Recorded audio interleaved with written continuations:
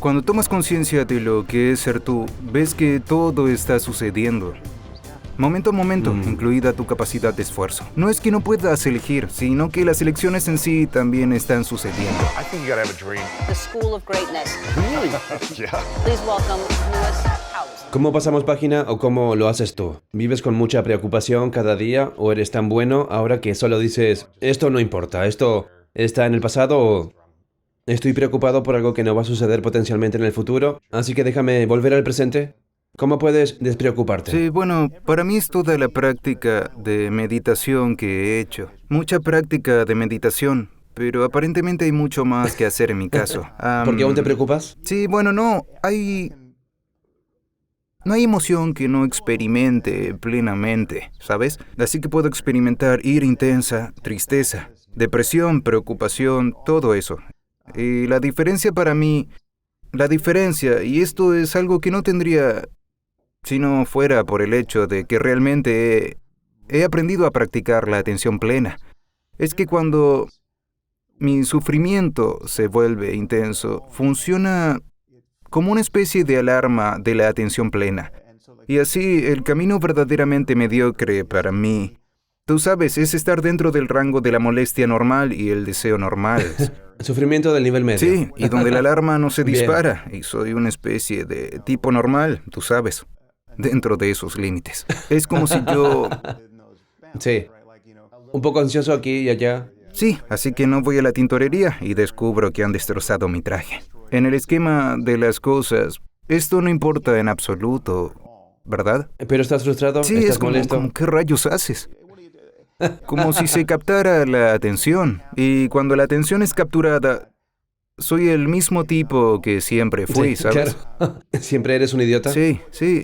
Y bueno, lo que sea. O la atención puede ser capturada Bien, bien, bien. agradablemente por algo. Estás como, oh Dios, este es el mejor panecillo que he comido, así que estoy como, solo voy por la comida y no hay perspectiva. La conciencia se reduce a solo el placer o el dolor de esa experiencia, para ese momento, ¿cierto? Y todos esos momentos para mí tienen el carácter de ser. Son profundamente análogos a estar dormido y soñando y no saber qué estás soñando. Así que la realidad es que estás en tu cama, en decúbito, prono o supino, o estás en una situación que es completamente diferente a la situación en la que crees que estás, y crees que estás en una playa hablando con alguien o discutiendo con alguien. Te presentaste en una conferencia y no tenías tus pantalones, o lo que sea, y te estás relacionando con gente que no existe. Quiero decir, tú sabes, estamos psicóticos cuando soñamos. Estamos completamente confundidos a menos que sea un sueño lúcido, que es su propia experiencia interesante. Pero suponiendo que tus sueños no sean lúcidos, eres completamente inconsciente del verdadero contexto de tu experiencia. Y eres simplemente rehén de lo que sea que esté ocurriendo en ese sueño. Y que la mayor parte de la experiencia que está mediada por el pensamiento, parte de la atención plena. La mayor parte de la experiencia tiene ese carácter, así que para mí, una vez que subes la intensidad de la experiencia, entonces se me activa otra cosa Que de estás forma vivo. más fiable. Sí. Y entonces, si realmente sabes meditar, puedes romper el hechizo decisivamente en un instante. Y en ese instante te has despertado, es decir, ya no estás en la cama dormido. Y así puedo hacer eso. Creo que hay 2 puntos de referencia que sugeriría notar. Si alguien está practicando meditación y realmente se está adentrando en ella, diría que hay 2 puntos que yo señalaría como puntos de progreso real duradero. El primero es notar la diferencia entre estar perdido en el pensamiento y prestar atención claramente a la experiencia antes del pensamiento, antes de los conceptos. Ese es el tipo de atención plena que la gente aprende cuando empieza a practicar. eso tiene las consecuencias de que si lo haces lo suficiente, si sigues puntuando tu experiencia ordinaria con esa aceptación, sin juicios ni reacciones de lo que es el momento presente, entonces sientes ansiedad, sientes irritación, te vuelves consciente. Te interesas en ese sentimiento, en su neurofisiología, en su sensación. Dejas de pensar en todas las razones por las que deberías sentirte ansioso o irritado. Te vuelves simplemente presente con la experiencia. Y entonces notas que esta especie de vida media simplemente se disipa. Hay un cierto tipo de libertad en eso. Hay otro punto. En mi aplicación de meditación, pasé mucho tiempo tratando de empujar a la gente hacia lo que antes era convencional.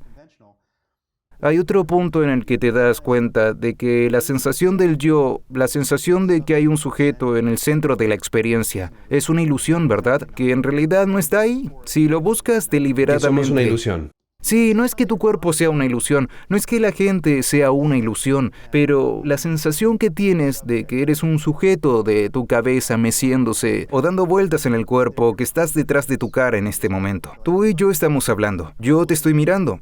La situación por defecto es que te sientas implicado por mi mirada. Estoy mirando algo. Tú estás al otro lado de mi mirada, ¿verdad? Yo te estoy mirando fijo, ¿entiendes? Bien, quiero decir, ¿es mi mente o mi Lo que sea. conciencia? Así eres tú. Si dices algo y yo pongo una expresión rara en mi cara, como si no te creyera o lo que sea, puedes leer eso de nuevo en ella. Recae de nuevo en ti. Lo estás recibiendo. Simplemente lo recibes. Pero el punto no es a mí, sino el punto es a ti. Es como si te señalara. Si te señalo, se siente como si estuvieras señalando algo. Quiero decir, esto se siente grosero. Una experiencia. Esto es normalmente un gesto grosero, ¿verdad? Así que te sientes como... Estás ahí, estás detrás de tu cara.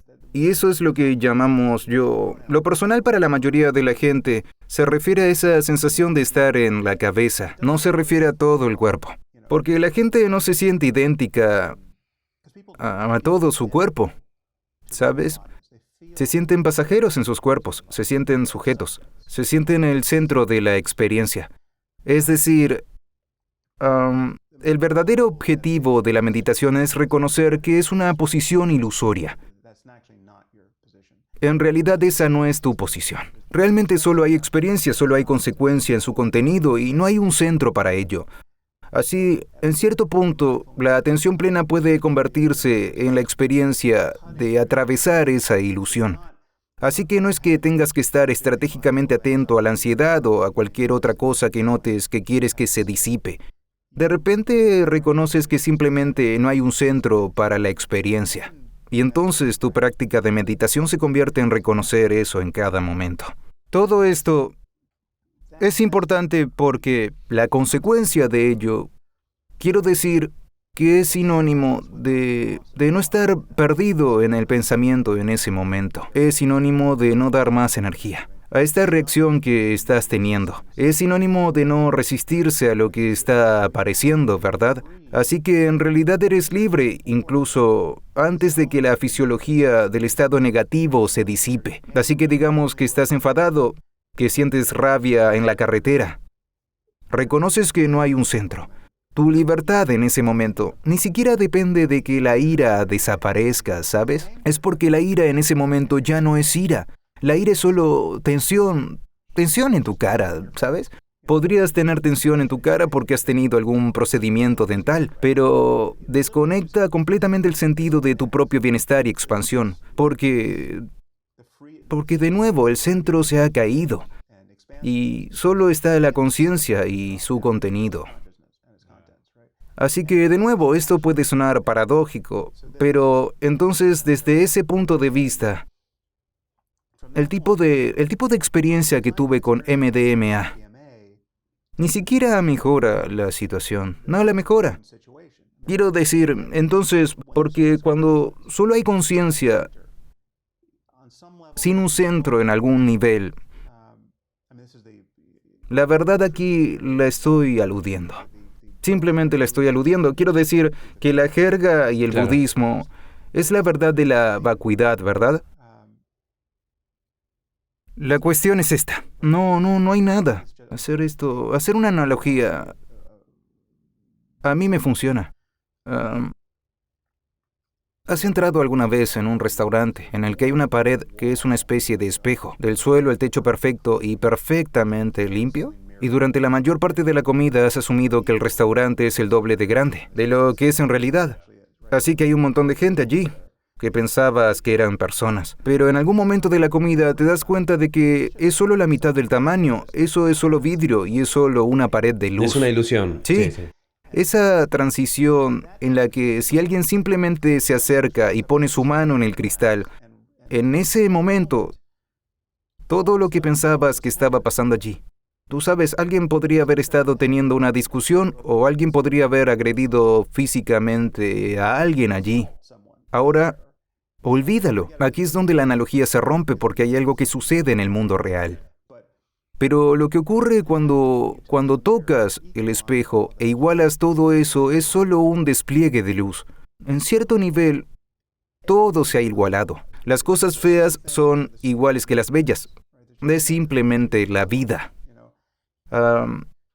Es una buena analogía de la libertad que se experimenta cuando la elusividad del yo desaparece de la conciencia. Por ese momento, puede que solo sea un momento. El curso de la práctica, una vez que eres capaz de practicar de esa manera, se trata realmente de salpicar tu vida con breves momentos de eso, 100 momentos así en el transcurso de un día o una hora. No se trata de, al menos no para la mayoría de nosotros, no se trata de pasar una hora en ese estado, ¿verdad? Pero ser capaz de puntuar la vida con esa visión, realmente cambia el juego, porque entonces en cada uno de esos momentos te das cuenta de que la vida no se trata de buscar ser feliz. No es como, solo puedes ser feliz, solo puedes ser libre en ese momento, realmente en este momento, solo en este momento. Ahora, no buscar el futuro. Lo que tienes en este momento, luego tus pensamientos sobre el pasado y el futuro, eso siempre ha sido así.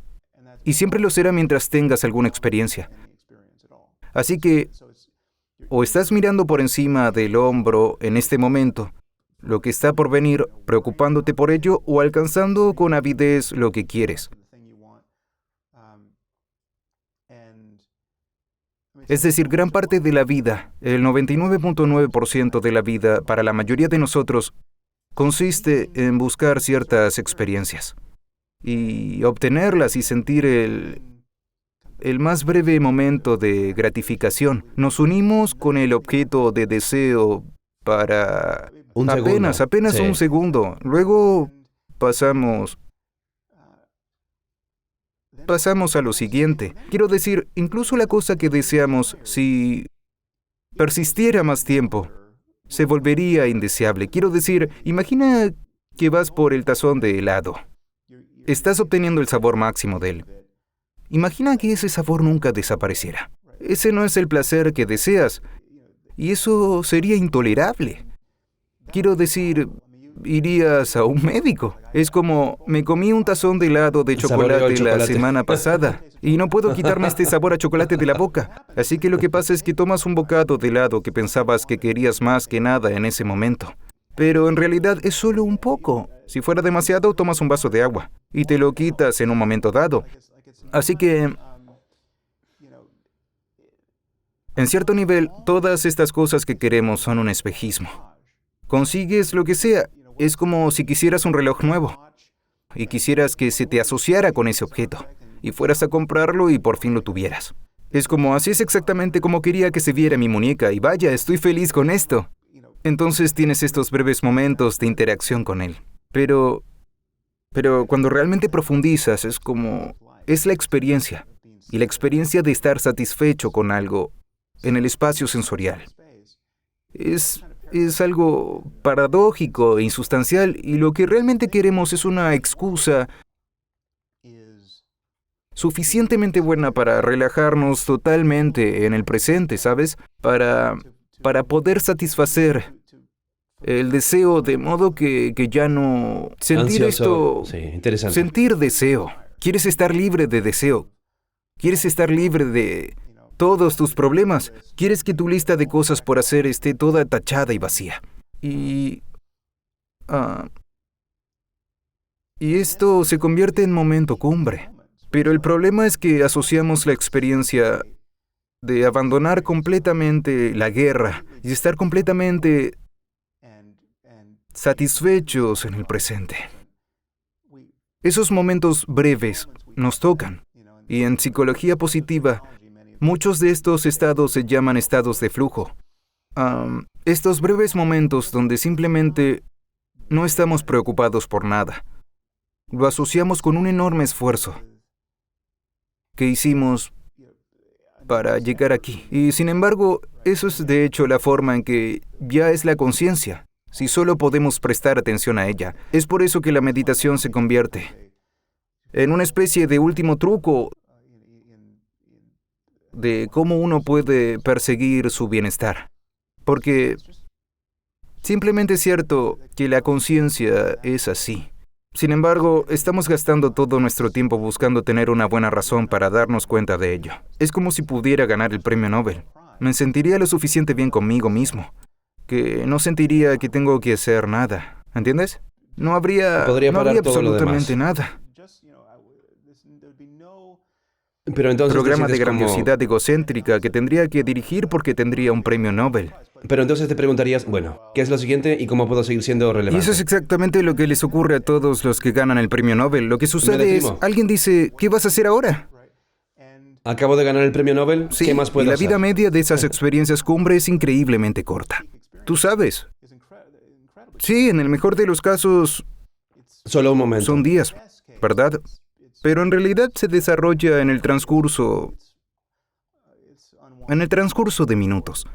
Recuerdo que toda mi infancia quise ser un atleta estadounidense, era todo lo Correcto. que me obsesionaba, me importaba profundamente, sacrificaría mi vida, nunca bebí un sorbo de alcohol en el instituto ni en la universidad, porque pensaba que iba a hacer lo que fuera necesario para ser un atleta. Sí, claro, era fútbol. Fútbol, sí. No me iba de fiesta, no hacía nada, era como, no voy a salir con chicas, cueste lo que cueste, entrenaré por la mañana, por la tarde, sin azúcar, lo que sea. Lo hice en el fútbol y en decatlón. Pero la primera vez que me pasó fue en el decatlón. Recuerdo que era la última prueba de decatlón, una prueba de 2 días, 10 pruebas.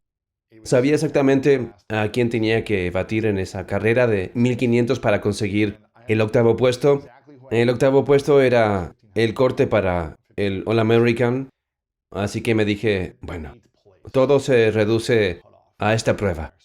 Tengo que hacer algo que nunca he hecho antes para conseguirlo. Toda mi vida se reduce a este momento. 22 años de existencia, sueños, decatlón, compromiso, todo. Salgo y corro la carrera de mi vida. Le gano a este tipo por un par de segundos. Estaba tan cerca de ver cuántos segundos necesitaba para ganarle. Y dicen mi nombre como el 8º lugar. Me conceden el All-American. Me dan el trofeo, me pongo de pie delante de todo el estadio y estoy emocionado durante 7 o 10 minutos, literalmente. Luego me enfadé en toda la cena. Estoy sentado allí con mi familia, mis padres están allí, mis compañeros de equipo, todo el mundo me está celebrando y yo estoy enfadado. No quiero hablar con nadie y no entendía por qué. Creo que era porque estaba tan obsesionado con llegar a ese momento que decía, no siento que sea lo bastante bueno para mí. Solo conseguí el 8º lugar, All-American, podría correcto. conseguir el número 1. Sí, ¿Qué voy a hacer mueves ahora? el poste de la Yo portería, sí. estaba como, bueno, ¿y ahora qué? He terminado con la escuela, ¿ahora qué hago? Correcto. He estado persiguiendo esta cosa durante tanto tiempo, ¿qué hago ahora? Sí, entonces, como todas las drogas y el todo lo que alcohol renuncié por adictivo. esto. Sí. Me preguntaba, ¿cómo podemos estar satisfechos en un mundo insatisfecho? Esa es la falsa premisa. De nuevo, no me considero budista. En mi aplicación de meditación no estoy enseñando budismo. Pero es cierto que el budismo maneja también este sistema, que es fácil recurrir por defecto al lenguaje budista. Así que a menudo se dice que Buda habló de que la vida es sufrimiento. Y eso en realidad es una mala traducción. El término es dukkha. Y la mejor traducción es insatisfactorio o insatisfactoria. Así que no es, la vida es un sufrimiento, la vida es sí, insatisfactoria. y el insatisfactorio porque la razón central es que todo lo que surge habiendo surgido, pasará necesariamente. Todo lo que se está condicionando, juntas condiciones mentales y físicas, y lo que haya nacido en esa asamblea, es impermanente, ¿verdad? Según tu experiencia. Solo puedes permanecer en ese podio durante cierto tiempo. Tienes que ser consciente que todo esto no es algo que dure para siempre. En un momento dado, De acuerdo. Un momento. todos los que han estado aplaudiendo dejarán de hacerlo y abandonarán la sala, ¿verdad? Y la neurofisiología de la euforia, como, oh sí, finalmente lo hice, lo logré, es solo para decir lo hice. Solo te puedes decir a ti mismo con la voz de tu mente tantas veces antes de que suene psicótico. Y así todo se disipa. Experiencias como esa y cualquier otra es literalmente tratar de recoger agua en tus manos. No puedes aferrarte a ella. Y así, Buda no negaba que haya experiencias extraordinariamente placenteras en la vida. Eso es innegable. Pero por muy agradable que sean, pasan.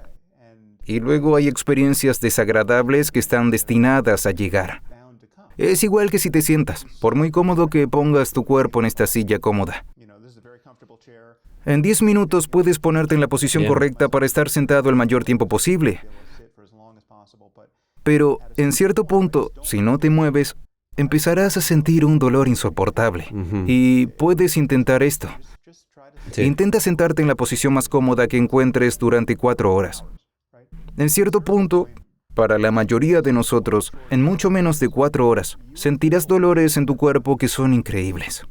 Lo mismo por estar 2 días acostado en la cama más cómoda, saldrán Si simplemente llagas. no te mueves, si simplemente decides...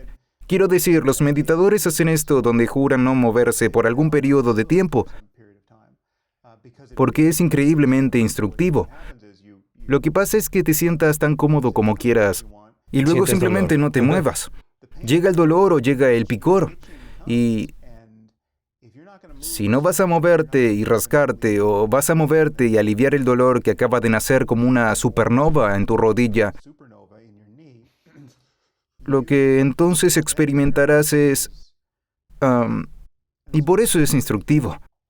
Porque puedes experimentar un dolor increíblemente intenso que conceptualmente sabes que no puede ser realmente problemático. Quiero decir, no te estás lesionando, solo estás sentado en una silla. Así que cualquier cosa que puedas experimentar allí, incluso si es el peor dolor que hayas sentido, sabes que si solo te mueves vas a estar bien, ¿verdad? Hay personas que se sientan durante 12 horas. Puedes sentir como si alguien te hubiera clavado un clavo en la rodilla. O como si te hubieras roto una vértebra, ¿verdad? O un dolor horrible. Realmente horrible. Pero se convierte en una increíble herramienta de concentración porque es imposible de ignorar. Realmente Sí. es muy difícil. Y el problema de la meditación para la mayoría de la gente, o para todo el mundo al principio, es que tienes tan poca concentración que te pierdes perpetuamente en tus pensamientos. Estás tratando de seguir la respiración o estás tratando de prestar atención a los sonidos. Lo haces durante 1 segundo, 2, luego empiezas a pensar, me pregunto cómo habrá ido esa entrevista. Y entonces te das cuenta de que estás pensando y vuelves al objeto de la meditación. Cuando sientes un dolor insoportable, es muy fácil que la atención se sumerja en él y puedes llegar a estar fantásticamente concentrado. Y sucede que es intrínsecamente placentera. Quiero decir, hay mucho de lo que nos gusta de los estados de flujo, incluso de estar perdidos en nuestro trabajo. Quiero decir, estos momentos satisfactorios de no estar disperso en absoluto y estar totalmente centrado en algo más que el componente de placer de eso. Es realmente solo la concentración. No importa en qué estés concentrado, literalmente. Si puedes concentrarte en la respiración excluyendo todo lo demás durante 5 minutos, eso se convierte en una experiencia adictiva, muy adictiva. De nuevo, eso también es una experiencia temporal, es decir, la concentración es otra de esas cosas para las que creas las condiciones. Y esas condiciones son impermanentes. Así que la percepción fundamental que hay que tener es que es posible reconocer que la conciencia misma está libre de sus contenidos, de todos sus contenidos. Y tú sabes, ese es realmente el propósito de la meditación.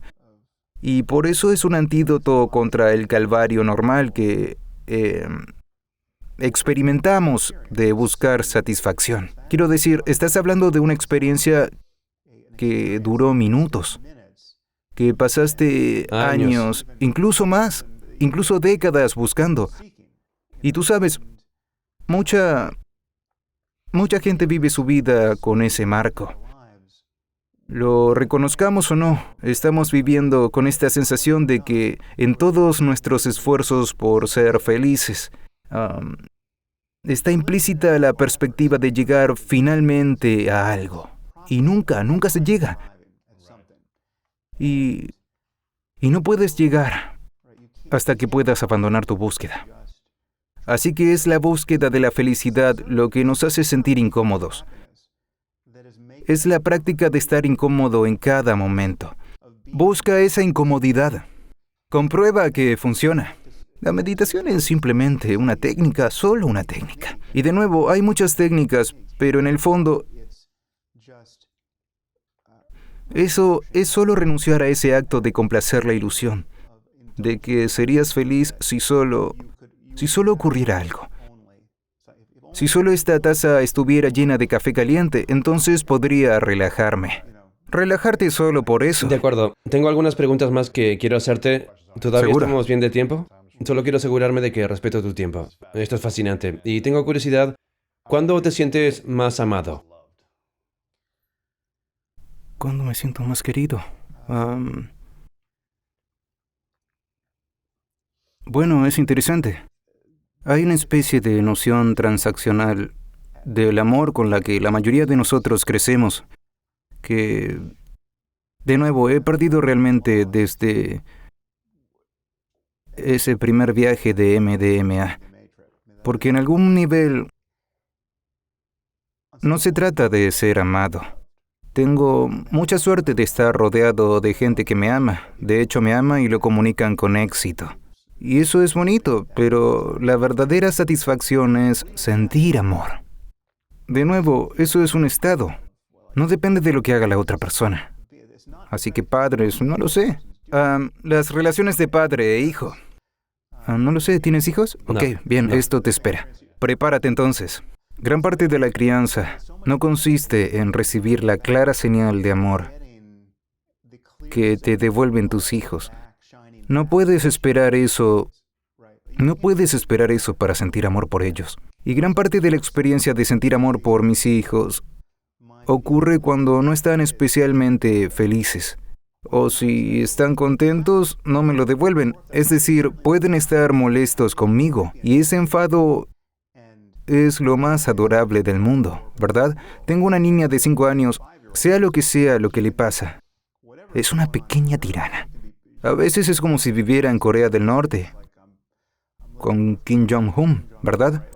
Si ella pudiera salirse con la suya, las ciudades enteras arderían. Pero es tan adorable. Así que ese estado de ser, de simplemente deleitarse de toda su gama de experiencias,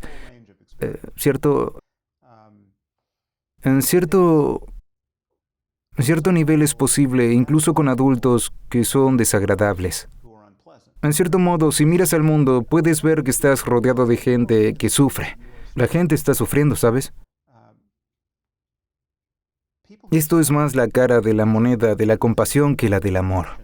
Así que el amor es... Yo veo el amor como algo que tiene varios modos diferentes. Una es tener una buena intención fundamental hacia otras personas y otros seres sensibles. Ese es el verdadero estado del amor. ¿Qué se siente en el estado de sufrimiento de otras personas? Bueno, se siente como compasión, es decir, desearías que ya no sufrieran y que hubiera algo que pudieras hacer para ayudarles. ¿Y qué se siente en el estado de felicidad de otras personas? El término budista para esto es la alegría comprensiva. Es como si realmente te alegraras de su alegría. Es el sentimiento que sientes, tú sabes, cuando ves a alguien ganar en American Idol o lo que sea. Es como ese sentimiento, puedes romper en lágrimas de alegría por la alegría de esa otra persona, ¿verdad? Ahora, este es un buen correctivo para donde muchas personas están, ¿sabes? Quiero decir, solo date cuenta de lo que se siente cuando alguien en tu vida experimenta algún gran éxito. Se vuelve, tú sabes, potencialmente más incómodo si lo hacen en una zona en la que eres como, bueno, imagina que estás tratando de convertirte en el decatleta. Y tu mejor amigo también está tratando de convertirse en un decatleta. Él llega primero en esa carrera. ¿Cómo de bien te sientes por él, verdad? Correcto. Ahora, ese es realmente el límite de la amistad. Si lo que sientes es envidia en lugar de alegría por su alegría, no eres un buen amigo. Así que ese es un límite que quieres ser capaz de sobrepasar en ti mismo. ¿Correcto? El verdadero amor es la capacidad de hacer eso. Quiero decir, el amor real es la antítesis de la envidia en ese momento. Es decir, en realidad quieres que tu amigo triunfe totalmente, ¿cierto? Que Aunque te consiga esté lo que ganando. quiere. Sí. Sí, y es como si esa fuera la persona que quieres ser. Quieres estar tan contento de que tu amigo haya conseguido todo eso que quería, con lo que soñaba, y que eso no te afecte incluso cuando estén en el mismo carril. De nuevo, si el acuerdo es el correcto o el incorrecto, eso puede ser más fácil o más difícil de hacer. Pero ética y emocionalmente, creo que ese es el objetivo. Ser ese tipo de persona que quiere que disfrutes de tu logro en serio. Que los sueños de la gente se hagan realidad. Y cuando se hacen realidad, se convierten en una razón más para ser feliz. Cierto. Sí. Pero ¿cuándo te sientes más querido personalmente? Bueno, luchar con mi hija de 5 o 10 años es increíble. Sí. Es la mayor diversión que tengo en un día cualquiera. Hago jiu-jitsu brasileño, así que estoy tratando de enseñarles los rudimentos del jiu-jitsu. Nos divertimos mucho con eso. En este momento, la rutina es una especie de las películas de Peter Sellers, donde Peter Sellers y Kato están constantemente atacando el uno al otro, Qué ataque divertido. sorpresa. Qué Así que divertido. eso baja mucho. Son chicas muy femeninas, pero pueden desatar una violencia impresionante. Así que es un gran contrapunto a todos Qué divertido. los cosas de princesa pastero, que están lo que sea. pasando.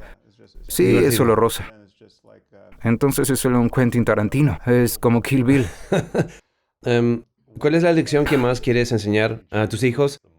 Si pudieras enseñarles una lección, ¿cuál sería?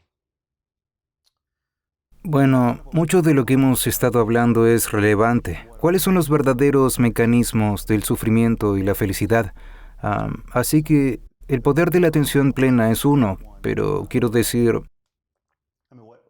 lo que se enfatiza aún más en esta etapa, y creo que es una especie de curso arraigado o correctivo que mejora más la vida de las personas, es solo valorar la honestidad como la base más importante para la ética y las relaciones. Las relaciones sin honestidad realmente no funcionan.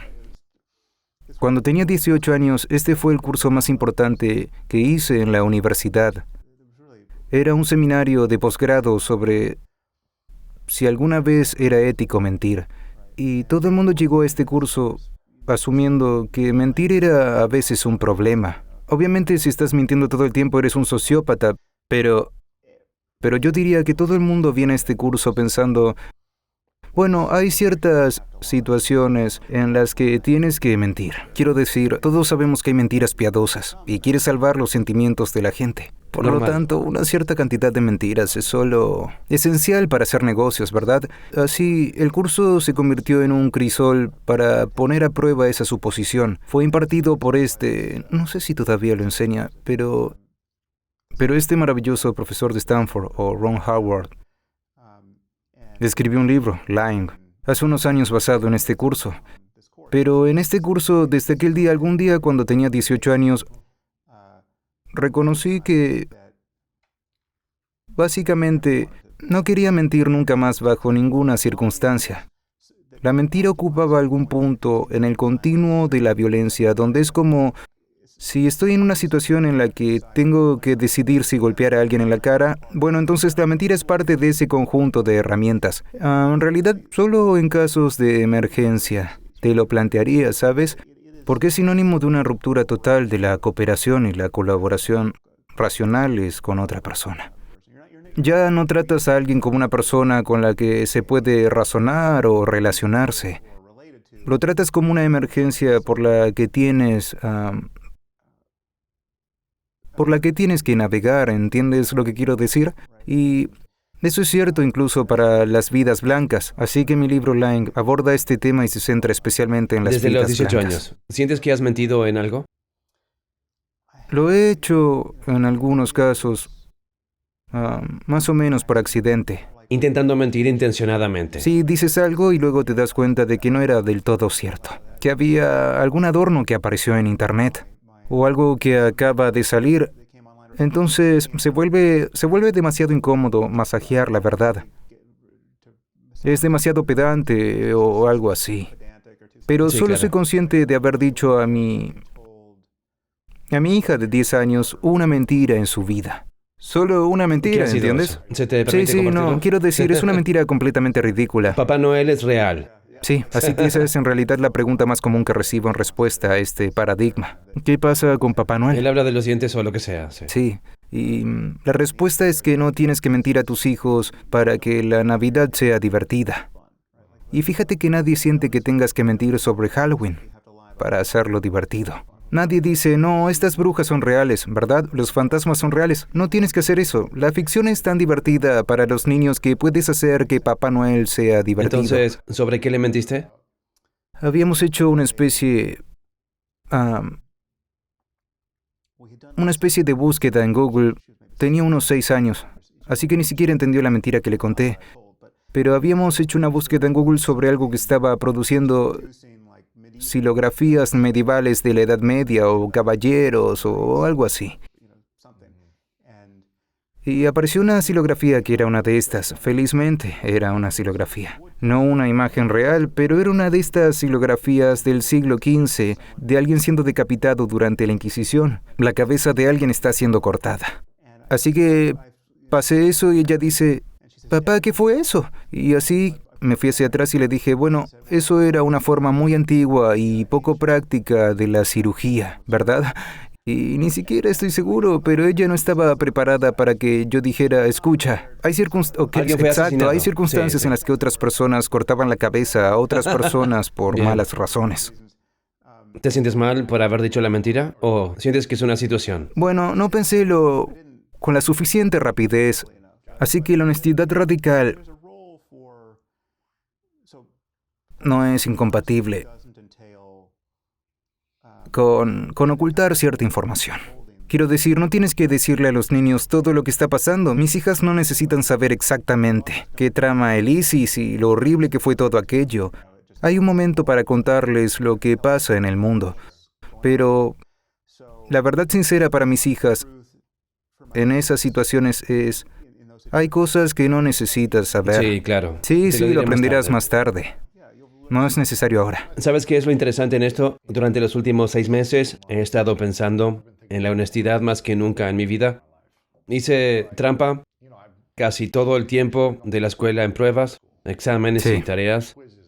Por necesidad, porque no podía comprender Correcto. la información y no importaba cuántos tutores tuviera durante toda la escuela, para mí era supervivencia. No digo que esté orgulloso de sí. ello.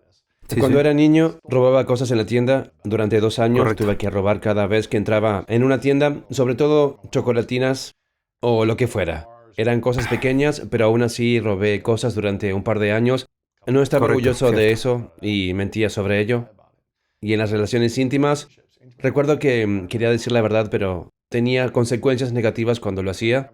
Así que empecé a decir más mentiras piadosas y nunca me sentí bien por ello. Nunca. Pero Sí. sentía que era más un mecanismo de Sí, defensa, sí. una forma de sobrevivir o lo que fuera. Empecé a salir con alguien a principios de este año y en las primeras semanas de estar saliendo, ella me dijo, quiero que me prometas que siempre me dirás la verdad.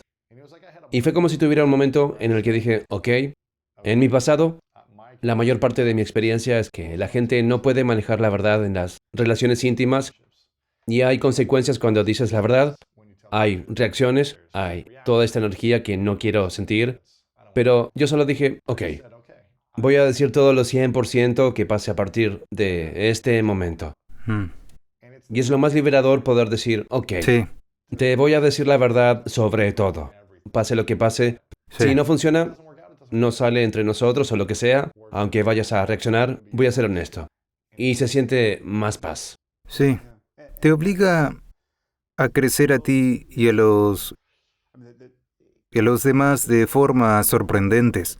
Por ejemplo, una vez que decides que no puedes mentir, de repente te conviertes en un espejo frente a ti mismo, y así puedes ver tus defectos y virtudes. Entonces descubres qué clase de persona eres. Si no voy a... ¿Qué tan íntegro soy? Sí, digamos, ¿por qué no quieres salir conmigo? Si no recurro a la mentira, entonces me veo obligado a ambas cosas. En cierto nivel, a articular quién soy ante la otra persona. Estás demasiado gorda. ¿Soy ese tipo de persona? Así que te ves obligado a reconocer cuán profundo es eso en ti mismo si no vas a mentir. Y entonces hay un crecimiento que ocurre en todas esas áreas. Tú sabes, gran parte de la noción de mentiras blancas es una cuestión de evitar la incomodidad y no Evita el es... dolor, ¿verdad? Sí, pero lo que pasa en las relaciones cuando resuelves no mentir y la gente sabe eso de ti o descubre esto de ti, es que entonces te conviertes en un refugio para la gente que realmente quiere una retroalimentación honesta y entonces saben No puedes que mentir. no vas a mentirles. Cuando les dices que te encanta algo de lo que hicieron, si alguien te entrega su novela y le dices que te encanta, saben que no le estás tomando el pelo, lo dirás en serio. Y he pasado por esto con tanta gente en la que es como si me hubieran enseñado una cosa y yo dijera, ok, ¿quieres saber lo que pienso de esto? Y les digo algo que realmente sentían que no querían oír, pero Claro. reconocieron que en algún nivel siempre se puede enmarcar como una crítica constructiva. Esto es solo mi opinión, no soy omnisciente. A una persona. Sí. Así es como me impacta su novela, pero puede que tenga un efecto diferente en otras personas. Pero esto es lo que siento con mucha fuerza. Y luego les das la descarga y en ciertas personas descubrirás que en realidad no querían una retroalimentación honesta y nunca te vuelven a dar No la volverán a novela, lo pedírtelo. cual es fantástico. No oyes nada de ellos al respecto. Pero la gente que sí quiere una opinión sincera lo agradece de verdad. Y luego, cuando te dan la otra novela que escribieron y te encanta, saben que no es una mentira. Te vuelves increíblemente valioso creativamente para la gente. De esa manera. Eso está bien. ¿Cuál es la pregunta para la que desearías tener la respuesta? Eres como, este es un hecho cierto acerca de esta respuesta. Bueno, la más profunda está relacionada con lo que hablábamos antes. ¿Cómo se integra exactamente la conciencia con la física de las cosas? ¿Cómo surge la conciencia? ¿Cuál es la respuesta a lo que en filosofía se llama el problema mente-cuerpo? Y si hubiera un misterio científico que quisiera resolver, sería ese. Hemos empezado a hablar brevemente de tus padres antes de empezar a grabar. Tengo curiosidad, ¿quién fue más influyente en tu vida y cuál fue la mayor lección que te enseñaron? Bueno, sin duda fue mi madre. Mi mamá me crió esencialmente como madre soltera. Mi padre se fue cuando yo tenía 2 años y medio y mantuve relación con él hasta que murió cuando yo tenía 17 años. Pero fue a distancia. Se mudó a Nueva York y es interesante. No me di cuenta de las implicaciones de todo esto hasta que fui padre, ¿entiendes? De lo aberrante que era dejar un niño de 2. En cierto modo, tenía una hija de 2 años y medio y pensé, rayos, ¿qué clase de hombre tendría que ser para irme ahora y mudarme a 5,000 kilómetros y tener el nivel de implicación que mi padre tenía conmigo? Así que, a través de mi visión infantil de él, realmente no vi el problema. En cierto modo, probablemente pensaba que yo era el problema. Una vez que tuve un hijo, tú sabes, me di cuenta de que eso no solo era impensable para mí, sino que conozco a gente de diversa calidad en mi vida. Y no creo que conozca a un padre que hiciera eso. Quiero decir, fue una epifanía muy extraña poder triangular sobre él de esa manera. Así que definitivamente fue mi madre. ¿Cuál ha sido la mayor lección que te ha enseñado? Es difícil de decir. Hemos sido mejores amigos durante gran parte de mi vida. Creo que mi amor por los libros, mi amor por la escritura y todo eso fue creado por ella. Era una gran lectora. Crecí con la televisión en la sala. Solo había libros. Esto se encontraba en la sala de estar. Había una pared de libros a su alrededor. Era una televisión solo con libros y recuerdo desde una edad muy temprana, desde los 5 años, recuerdo que había libros por todas partes y ella tiene un gran sentido del humor en cuanto a encontrar lo gracioso de las cosas. Siempre está sonriente. Eso es un correctivo para casi todo. Sí, Y está ahí es bien. donde vive. ¿Cuál ha sido la mayor lección que te enseñó tu padre en su ausencia? O que quizás aprendiste tú. Sí, recuerdo que explícitamente me dio una lección. Es curioso, no sé cuántos años tenía. Creo que siempre fui algo tímido, creo. Quiero decir, yo definitivamente defiendo la timidez. Soy más un introvertido que un extrovertido, y en un momento dado creo que él debió notar esto en mí. Y me dijo, cuando conozcas a alguien, quiero que te fijes en si es él quien va a darte la mano primero, o eres tú quien va a dársela primero. Y me di cuenta de que no se trataba solo de eso. Esa forma de pensar acerca de ser consciente de cómo me estaba relacionando con la gente era algo que nunca se me había ocurrido en ese momento de mi vida.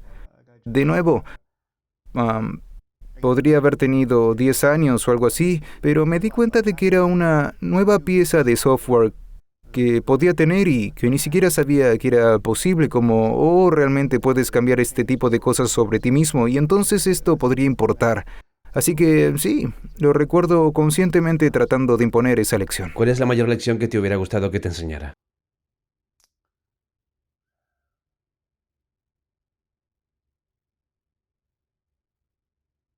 Bueno, la verdad es que ni siquiera estoy seguro. Murió cuando yo tenía 17 años, así que no tuve una relación adulta con él. Todo lo que hemos estado hablando en términos de lo que me he dado cuenta que es de valor en mi vida, un tipo de componente de sabiduría de la vida. Realmente la mayor parte de mis intereses intelectuales y todo eso entró en línea cuando tenía 18 años. Murió cuando yo tenía 17. Así que hay una bifurcación asombrosa en mi vida entre lo que soy y en lo que me he convertido y lo que era cuando tenía padre.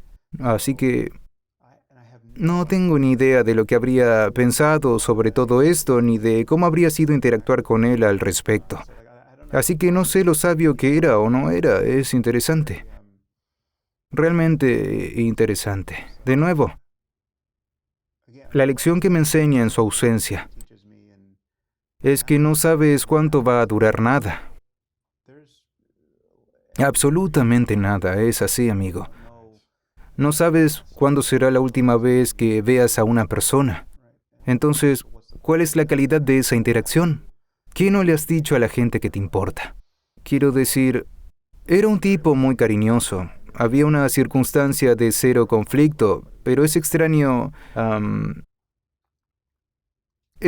considerar las opciones de mi vida que él hizo como padre. Es así. ¿Crees que estarías donde estás hoy sin su muerte? ¿Sabes? Tendrías tanto éxito y perseguirías las preguntas, el trabajo y la misión que tienes si él hubiera estado en casa contigo cuando eras un niño y te hubiera apoyado todo el tiempo. Sí, la verdad que no lo sé. La muerte ha sido una parte muy importante de mi vida. Mi mejor amigo murió cuando ambos teníamos 13 años. Vaya. Así que, en cuanto a la experiencia de la muerte, la brusca interrupción de una vida, por lo demás despreocupada. No fue amable. Sí, el hecho de que eso estuviera en el menú hace que tu amigo de 13 años pueda simplemente morir y desaparecer. Ese fue el mayor shock. con respecto a las personas cercanas a mí que han muerto.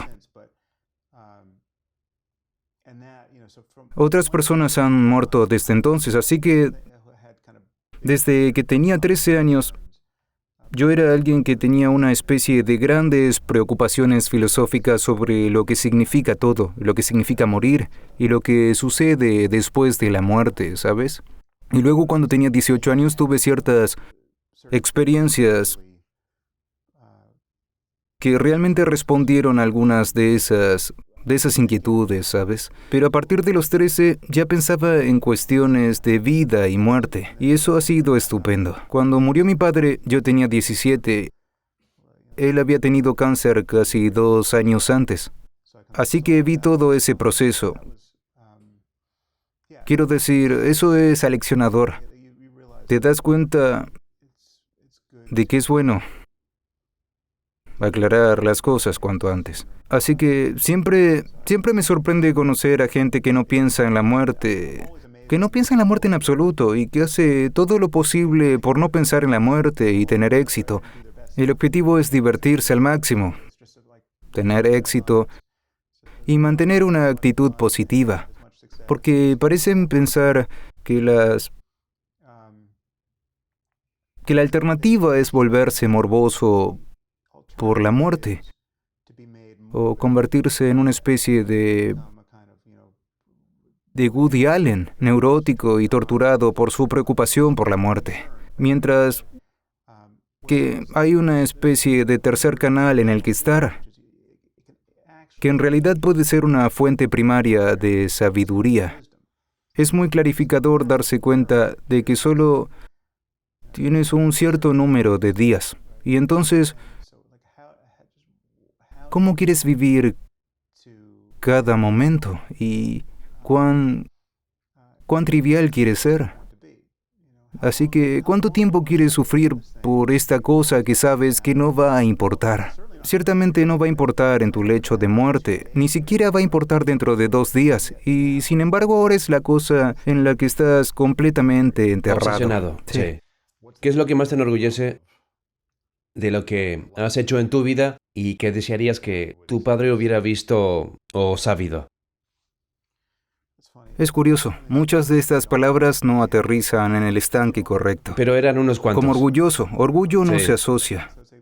Estoy muy en contacto con el hecho de que, no sé si has oído hablar de mi argumento contra el libre albedrío, pero en realidad no me siento personalmente responsable de las cosas buenas que han sucedido en mi vida, que he hecho, porque es muy destacado para mí que yo no me hice a mí mismo. No lo hice.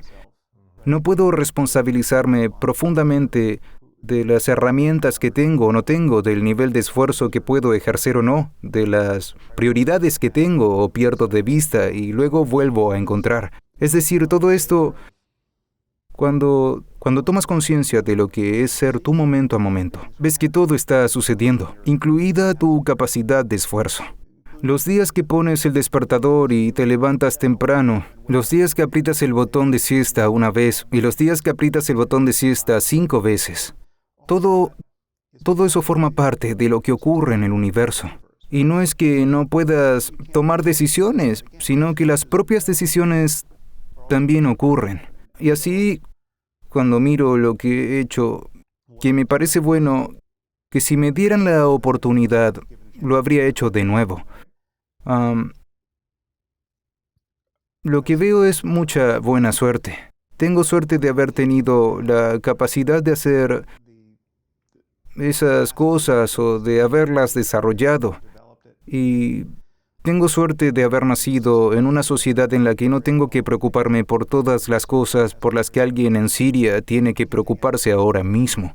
¿Entiendes lo que digo? No puedo asumir ninguna responsabilidad por el hecho de no haber nacido en Siria en una guerra civil. Y así veo que tengo todas estas oportunidades, que he podido aprovechar mucho y no puedo explicar por qué no he sido capaz de hacer más, ¿verdad?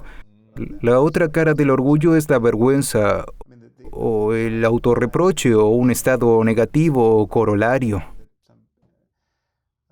Tampoco dedico mucho tiempo a eso es la verdad. Así que sí, las cosas son más neutral. Va Sí. bien, y estoy muy agradecido por las oportunidades que tengo de tratar ideas interesantes.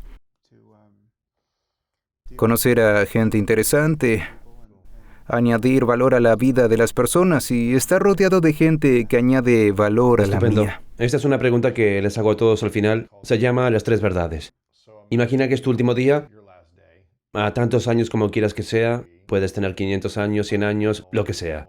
Es tu último día, tienes que irte. Es hora de morir, tienes la situación que quieras que sea, tienes a tu familia rodeándote, es una buena manera de morir, supongo, si queremos llamarlo así, y has logrado las cosas que querías lograr. Has dicho las cosas que necesitabas decir, has escrito los libros, la gente te admira, o lo que quieras que pase. Por la razón que sea, solo puedes compartir 3 cosas finales que sabes que son verdad sobre toda tu existencia, tu vida. Todo lo que has creado tiene que irse contigo hipotéticamente, así que nadie tiene acceso a tu podcast, tu aplicación, a tus libros o Correcto. a nada de eso. Pero tienes que escribir un trozo de papel y compartir tus 3 verdades finales, las lecciones que dejarías a la humanidad. ¿Cuáles dirías que son tus 3 verdades? Bueno, ya lo hemos hablado. En realidad hemos estado hablando de ellos más o menos todo este tiempo. Quiero decir, el núcleo. El primero es que solo hay conciencia y su contenido. La implicación que todo eso tiene para el bienestar. Esto es solo una advertencia a mirar más profundamente en ese hecho, debido a todas las cosas buenas que vienen y todas las cosas malas que dejan de suceder una vez que haces Bien. eso. Esa es una. Esa es una.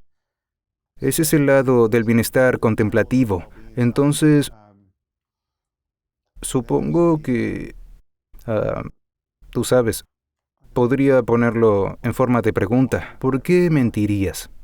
Y ese es el estado ético. Eso ordena las relaciones de uno. Una vez que te apoderas de eso, toda la gente con la que no deberías pasar tiempo desaparece como por arte de magia. Y todas las personas que quieren tener una relación honesta contigo están ahí y aprecian tu honestidad. Estupendo.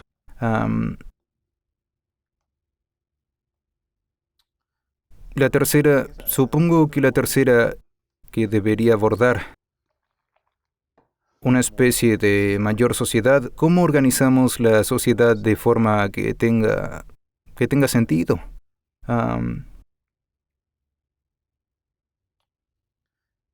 Sí, esto no es poesía, pero Es tu última verdad. sí. Esto es Esta por es todo una lo que el fea mundo te última conoce. verdad, pero no por ello deja de tener consecuencias. Creo que los incentivos lo son todo a nivel de la sociedad. Es como si lo que quisiéramos es organizar la sociedad de tal manera que la gente corriente, neurótica y egoísta se vea incentivada a comportarse cada vez mejor entre sí. Quiero decir, así es como construimos esto para que sea realmente una especie de utopía, en la que no pueda depender de que todo el mundo se convierta en un santo, o incluso especialmente sabio. Tenemos que incentivar las cosas que queremos que sucedan de una manera que elimine la fricción, y gran parte de lo que vemos en el mundo que está creando miseria humana innecesaria es una cuestión de incentivos mal alineados, de modo que hay gente buena haciendo cosas horribles solo porque están incentivados a vivir de esa manera y no están incentivados con la alternativa, ¿sabes? Ese es el problema. Sí. Son grandes verdades, me encantan.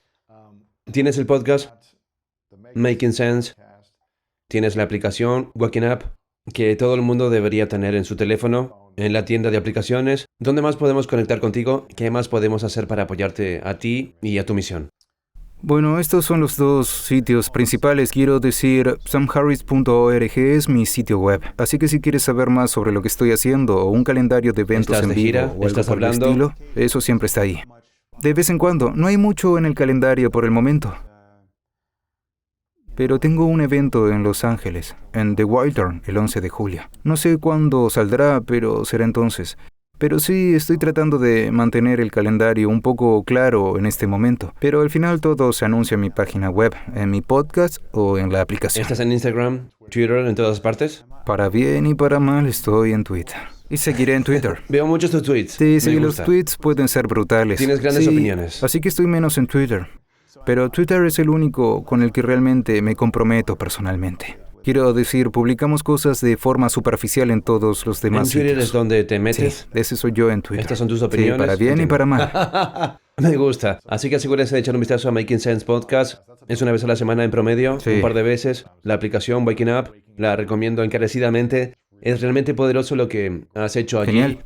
Así que felicitaciones por eso. Sé que has estado ayudando a decenas de miles de personas que lo han estado usando, si no más, tal vez ahora mismo. Pero enhorabuena por eso. Quiero reconocerte por un momento, Sam, por tu sabiduría, tu intelecto, tu habilidad para sumergirte en temas que son muy controvertidos para la gente que tiene creencias establecidas, que no quieren mirar Sí, más sí. profundamente en otra opción u otra manera. Y tú continúas investigando, sumergiéndote, probando, analizando ideas, pensamientos y creencias que pueden, con suerte, acabar con el sufrimiento de mucha gente o apoyar a la gente con menos sufrimiento para vivir una vida más feliz y traer más paz en sus corazones. Así que te reconozco por tu don, aunque digas que tienes suerte en las situaciones, pero has decidido seguir tomando las decisiones para servir a la gente de esta manera y te lo reconozco.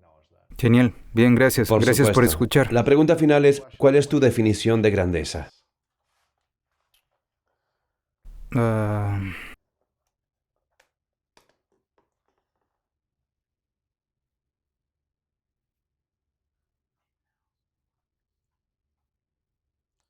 definición de grandeza. Bueno, en realidad hay dos. Quiero decir, la convencional. Cualquiera que sea tu objetivo, ser capaz de cumplirlo de la manera más eficiente. Hay grandeza en tantas áreas de nuestras vidas, pero quiero decir, la belleza es una elegancia como variables son. Reconocemos la grandeza cuando éstas también se maximizan, ¿verdad? También importa cómo llegas a algo.